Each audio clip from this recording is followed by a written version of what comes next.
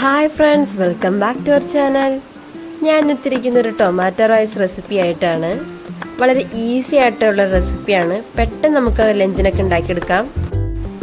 അപ്പോൾ നമുക്ക് tomato rice ഉണ്ടാക്കാം. അതിനു മുന്നായി ആദ്യമായി നമ്മുടെ ഈ ചാനൽ കാണുന്നെങ്കിൽ എല്ലാവരും ഈ ചാനൽ സബ്സ്ക്രൈബ് ചെയ്യാൻ മറക്കരുത്. ഇനി നമുക്ക് വീഡിയോയിലേക്ക് കടക്കാം.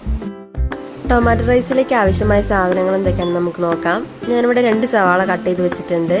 കൂടാതെ 3 തക്കാളി, കുറച്ച് ഇഞ്ചി വെളുത്തുള്ളി ചതച്ചത്, 2 പച്ചമുളക്. ഇത്രയാണ് ഞാൻ എടുത്തിരിക്കുന്ന സാധനങ്ങൾ.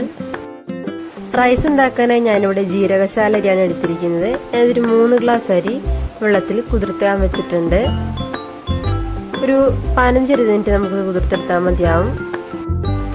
കുതിർത്തരി ഞാനിവിടെ കഴുകി ഊറ്റി മാറ്റി വെച്ചിട്ടുണ്ട്. ഇനി നമുക്ക് ചീനിച്ചിട്ട് അടുപ്പത്ത് വെച്ചതിന് ശേഷം അതിലേക്ക് 2 സ്പൂൺ വെളിച്ചെണ്ണ ഒഴിച്ചു കൊടുക്കാം. വെളിച്ചെണ്ണ ചൂടായി വരുമ്പോഴേക്കും ഞാൻ അതിലേക്ക് 2 ഗ്രാമ്പു, 2 കറുവപ്പട്ട, 1 ബേ ലീവ്സ്, 2 ഏലക്ക ഇട്ട് കൊടുക്കുന്നുണ്ട്.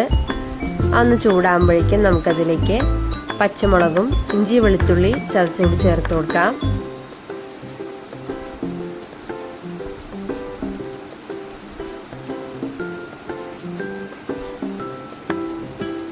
ഇഞ്ചി വെളുത്തുള്ളി ഒന്ന് മൂത്ത് വരുമ്പോഴേക്കും നമുക്കതിലേക്ക് സവാള ചേർത്ത് കൊടുക്കാം.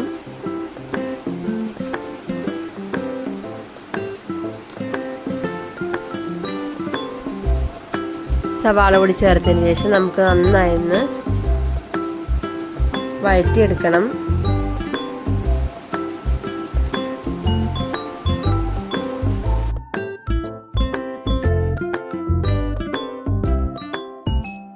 അപ്പോൾ നമ്മുടെ സവാള എല്ലാം നന്നായി വഴണ്ട് വന്നിട്ടുണ്ട്. ഇനി നമുക്കിതിലേക്ക് 1 സ്പൂൺ മുളക് പൊടി, 1/2 സ്പൂൺ മഞ്ഞൾപ്പൊടി ചേർത്തതിന് ശേഷം പൊടിയുടെ എല്ലാം പച്ചമണം മാറുന്നവരെ നന്നായി ഒന്ന് ഇളക്കി യോജിപ്പിക്കാം. പൊടിയുടെ എല്ലാം പച്ചമണം മാറി വന്നിട്ടുണ്ട്. ഇനി നമുക്കിതിലേക്ക് കട്ട് ചെയ്ത് വെച്ചിരിക്കുന്ന നമ്മുടെ തക്കാളി ചേർത്ത് കൊടുക്കാം. തക്കാളി ചേർത്തതിന് ശേഷം ഒന്നുകൂടെ നന്നായി ഇളക്കിയെടുക്കണം. നമുക്ക് ആവശ്യത്തിന് ഉപ്പ് കൂടി ചേർത്ത് കൊടുക്കാം.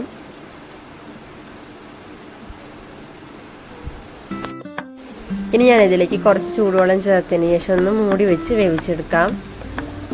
അപ്പോൾ നമ്മുടെ തക്കാളിയെല്ലാം നന്നായി വെന്ത് വന്നിട്ടുണ്ട്. ഇനി നമുക്കിത് മാറ്റി വെക്കാം. ശേഷം നമുക്കൊരു പാൻ അടുപ്പത്ത് വെച്ചതിന് ശേഷം അതിലേക്ക് 1 സ്പൂൺ നെയ്യ് ഒഴിച്ചെടുക്കാം. ശേഷം നമ്മുടെ കുതിർത്ത് മാറ്റി വെച്ചിരുന്ന ജീരകശാല അരി ചേർത്ത് ചെറുതായി ഒന്ന് വറുത്തെടുക്കാം.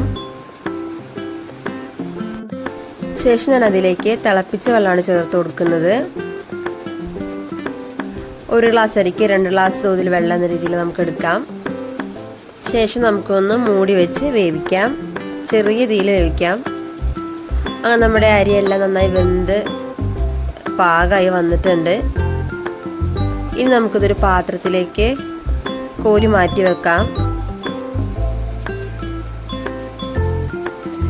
ഇനി നമ്മുടെ തക്കാളിയിലേക്ക് ഒന്ന് മിക്സ് ചെയ്തെടുക്കാം.